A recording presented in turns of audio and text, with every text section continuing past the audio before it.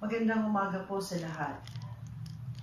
Akin pong napag-alaman ngayong umaga, ang pinagagawa ng Liberal Party ay isa na pala talagang talamak sa pangunguna at pamamagitan ng mga grupo ng leftist. Sobra-sobra na pong pahirap ang ating dinadanas kasama ng mainstream media sa kanilang mahabang press con na ginagamit minuminuto. Gayon din ang mga event nila na pinangungunahan ng mga bias media. Ngayon pong umaga, atin pong nakapanayam ang isang ginang na nagngangalang si Aling Josephine ng Balagtas, Bulacan.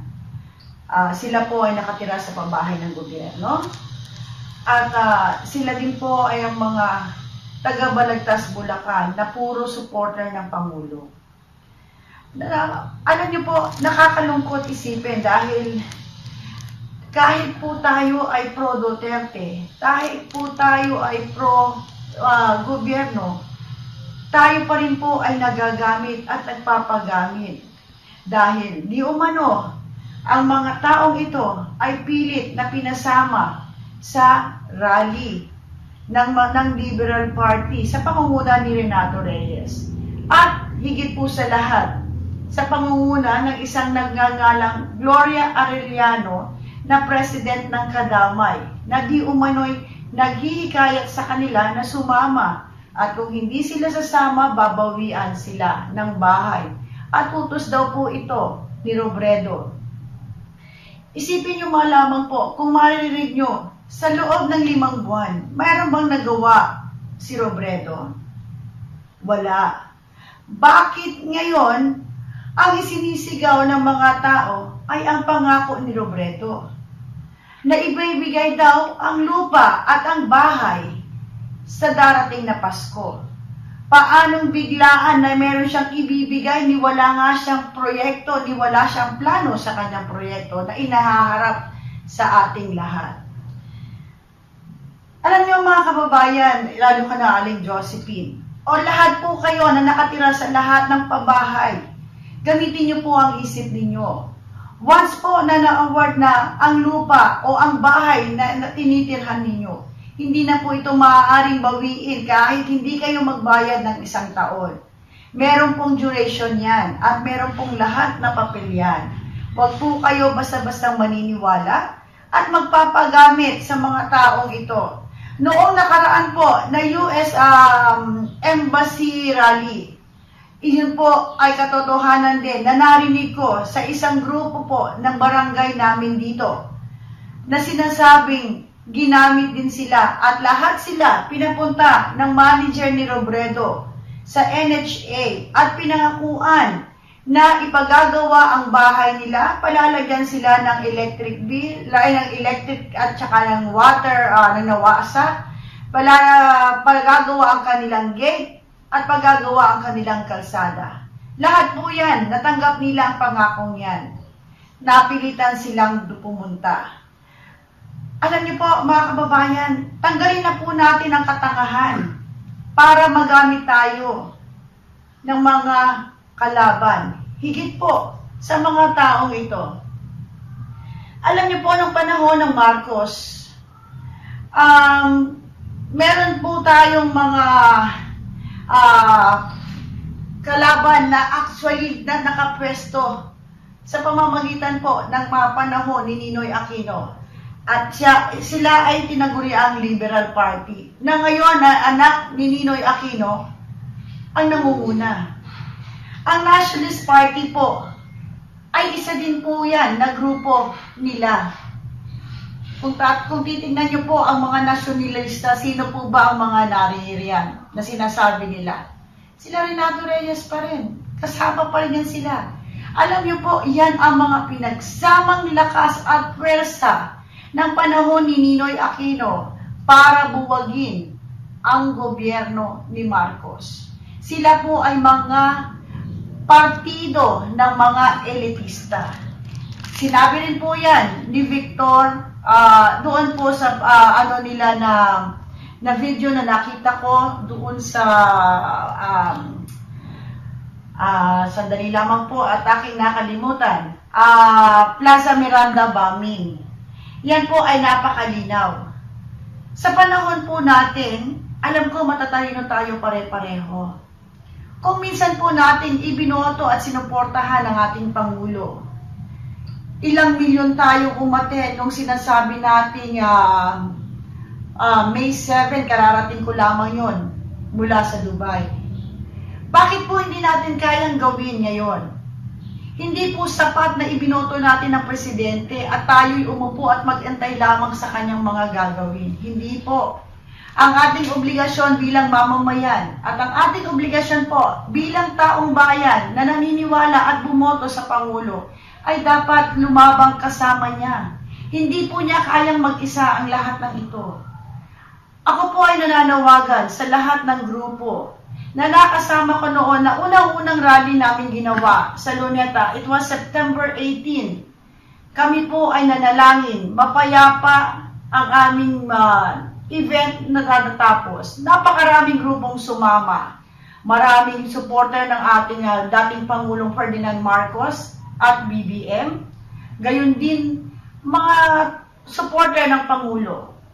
Saan man kayo naroon, kasama ng mga 100 days na ginawa rin natin, ako'y nananawagan sa inyo na naway suportahan natin ang Pangulo, hindi lamang sa loob ng Facebook at hindi lamang sa loob ng bawat grupo na nag-uusap-usap tayo sa Viber.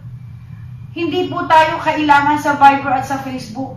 Kailangan nating lumabas kung paano natin ginawa noong siya ay ating ihalal. Kailangan po tayo ng Pangulo ngayon. Higit kanino man, taong bayan lamang po ang makakatulong sa ating Pangulo. Ano po ang aking ipinaglalaban kasama ng aking grupo?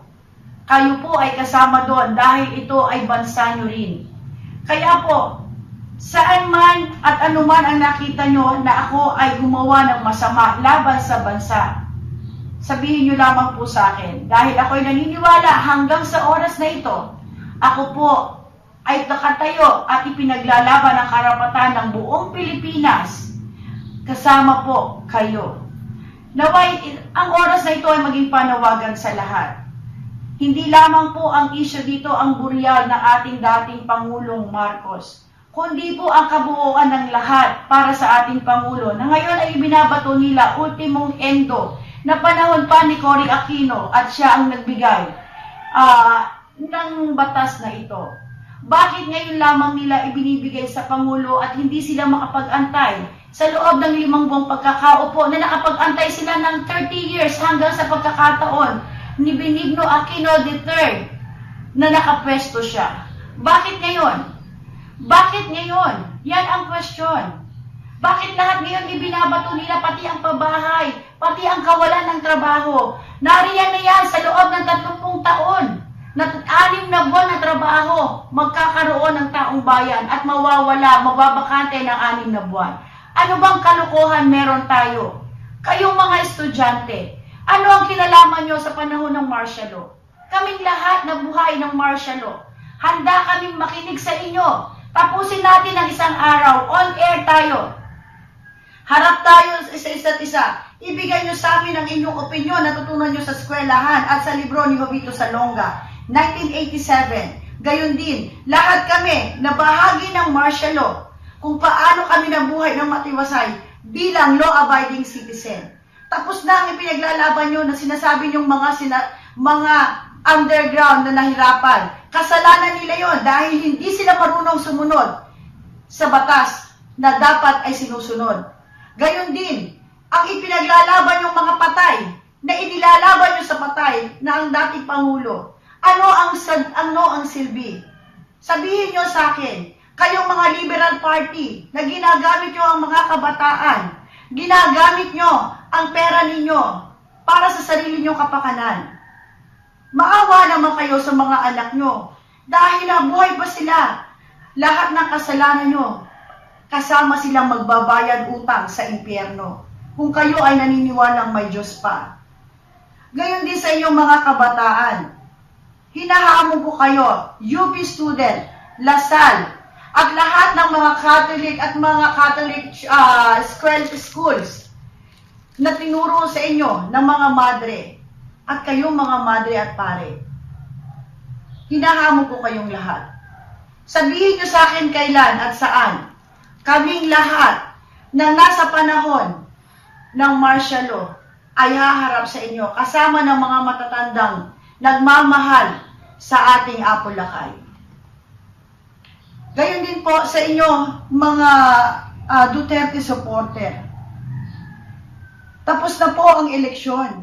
Kung kayo man ay supporter ni Cayetano, dapat na po tayong magkaisa para sa Pangulo at sa bayan. Hindi po para kay Cayetano at hindi po para kay BBM. Dahil ang ama ng bayan natin ay hirap na. Sana naman, tulungan nyo siya kung paano nyo siya ini-appoint. Hindi po tayo mabubuhay sa Facebook lamang at hindi rin makririnig ang lahat ng sigaw.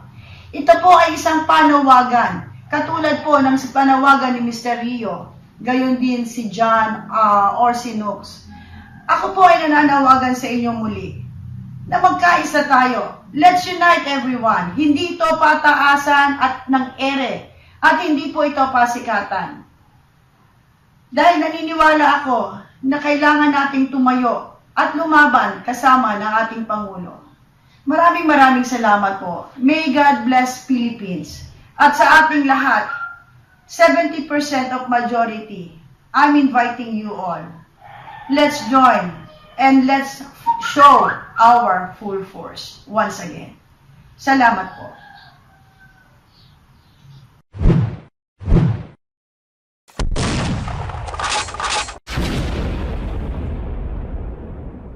Mayroon bang nagawa si Robredo? Wala. Bakit ngayon ang isinisigaw ng mga tao ay ang pangako ni Robredo? Na ibibigay daw ang lupa at ang bahay sa darating na Pasko. Paanong biglaan na meron siyang ibibigay ni wala nga siyang proyekto, ni wala siyang plano sa kanyang proyekto na inahaharap sa ating lahat? Alam niyo mga kababayan, lalo ka na Aling Josephine, o lahat po kayo na nakatira sa lahat ng pabahay, gamitin niyo po ang isip ninyo. Once po na na-award na ang lupa o ang bahay na tinitirhan ninyo, hindi na po ito maaaring bawiin kahit hindi kayo magbayad ng 1 taon. Meron pong duration yan at meron pong lahat na papel yan. Huwag po kayo basta-basta maniniwala at magpapagamit sa mga taong ito.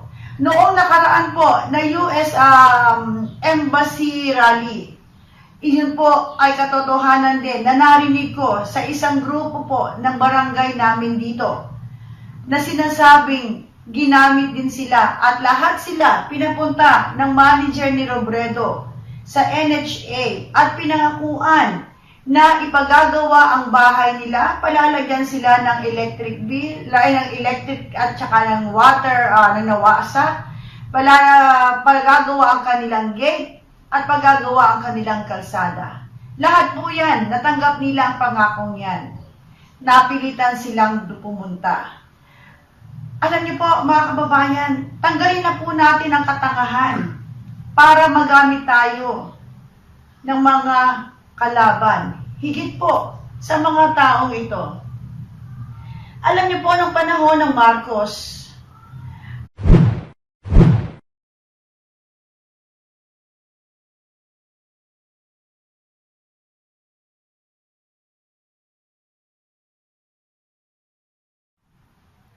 magandang umaga po sa lahat.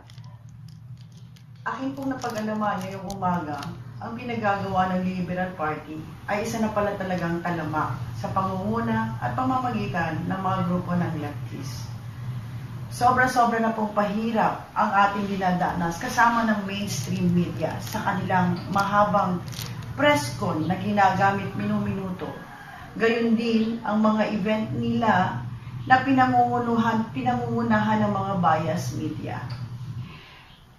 Ngayon pong umaga, atin pong nakapanayam ang isang ginang na nagngangalang si Aling Josephine ng Balagtas, Bulacan. Sila po ay nakatira sa pabahay ng gobyerno. At sila din po ay ang mga taga Balagtas, Bulacan na puro supporter ng Pangulo. Alam niyo po, nakakalungkot isipin dahil kahit po tayo ay pro Duterte, kahit po tayo ay pro gobyerno, tayo pa rin po ay nagagamit at nagpapagamit. Dahil di umano, ang mga taong ito ay pilit na pinasama sa rally ng Liberal Party sa pangunguna ni Renato Reyes. At higit po sa lahat, sa pangunguna ng isang nagngangalang Gloria Arellano na president ng Kadamay, na di umano'y naghihikayat sa kanila na sumama. At kung hindi sila sasama, babawian sila ng bahay. At utos daw po ito ni Robredo.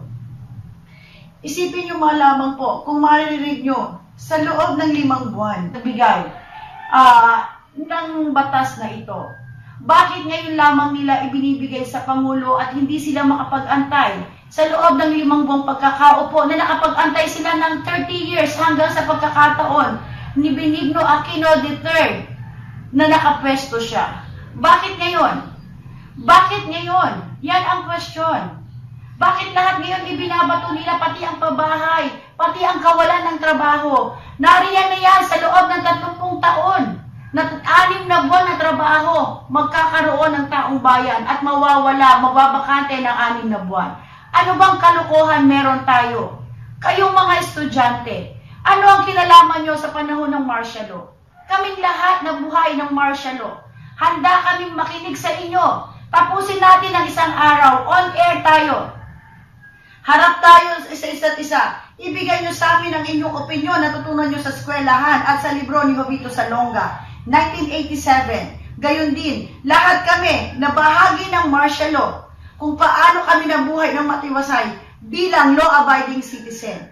Tapos na ang ipinaglalaban nyo na sinasabi nyong mga underground na nahirapan. Kasalanan nila yon dahil hindi sila marunong sumunod sa batas na dapat ay sinusunod. Gayon din, ang ipinaglalaban yung mga patay na inilalaban nyo sa patay na ang dating Pangulo. Ano ang silbi? Sabihin nyo sa akin, kayong mga Liberal Party na ginagamit nyo ang mga kabataan, ginagamit nyo ang pera ninyo para sa sarili nyong kapakanan. Maawa naman kayo sa mga anak nyo dahil nabuhay pa sila. Lahat ng kasalanan nyo, kasama silang magbabayad utang sa impyerno. Kung kayo ay naniniwalang may Diyos pa. Lahat ng ito. Ako po ay nananawagan sa lahat ng grupo na nakasama ko noon na unang-unang rally namin ginawa sa Luneta. It was September 18. Kami po ay nanalangin. Mapayapa ang aming event na natatapos. Napakaraming grupong sumama. Maraming supporter ng ating dating Pangulong Ferdinand Marcos at BBM. Gayon din mga supporter ng Pangulo. Saan man kayo naroon, kasama ng mga 100 days na ginawa rin natin, ako'y nananawagan sa inyo na naway suportahan natin ang Pangulo, hindi lamang sa loob ng Facebook at hindi lamang sa loob ng bawat grupo na nag-uusap-usap tayo sa Viber. Hindi po tayo kailangan sa Viber at sa Facebook. Kailangan nating lumabas kung paano natin ginawa noong siya ay ating ihalal. Kailangan po tayo ng Pangulo ngayon. Higit kanino man, taong bayan lamang po ang makakatulong sa ating Pangulo. Ano po ang aking ipinaglalaban kasama ng aking grupo? Kayo po ay kasama doon dahil ito ay bansa nyo rin. Kaya po, saan man at anuman ang nakita nyo na ako ay gumawa ng masama laban sa bansa, sabihin nyo lamang po sa akin. Dahil ako'y naniniwala hanggang sa oras na ito, ako po ay nakatayo at ipinaglalaban ang karapatan ng buong Pilipinas. Kasama po kayo. Naway, ang oras na ito ay maging panawagan sa lahat. Hindi lamang po ang isyu dito ang buryal ng ating dating Pangulong Marcos, kundi po ang kabuuan ng lahat para sa ating Pangulo na ngayon ay binabato nila ultimong endo na panahon pa ni Cory Aquino at siya ang meron po tayong mga kalaban na actually na nakapwesto sa pamamagitan po ng mga panahon ni Ninoy Aquino. At sila ay tinaguri ang Liberal Party, na ngayon na anak ni Ninoy Aquino ang nangunguna. Ang Nationalist Party po ay isa din po yan na grupo nila. Kung titingnan nyo po ang mga nasyonalista, sino po ba ang mga naririyan na sinasabi nila? Sila Renato Reyes pa rin. Kasama pa rin yan sila. Alam nyo po, yan ang mga pinagsamang lakas at pwersa ng panahon ni Ninoy Aquino para buwagin ang gobyerno ni Marcos. Sila po ay mga partido ng mga elitista. Sinabi rin po yan ni Victor doon po sa nila na video na nakita ko doon sa sandali lamang po at aking nakalimutan, Plaza Miranda bombing. Yan po ay napakalinaw. Sa panahon po natin, alam ko matatalino tayo pare-pareho. Kung minsan po natin ibinoto at sinuportahan ang ating Pangulo, ilang milyon tayo umaten nung sinasabi natin May 7, kararating ko lamang yon mula sa Dubai. Bakit po hindi natin kayang gawin ngayon? Hindi po sapat na ibinoto natin ang presidente at tayo'y umupo at mag-antay lamang sa kanyang mga gagawin. Hindi po. Ang ating obligasyon bilang mamamayan at ang ating obligasyon po bilang taong bayan na naniniwala at bumoto sa Pangulo ay dapat lumabang kasama niya. Hindi po niya kayang mag-isa ang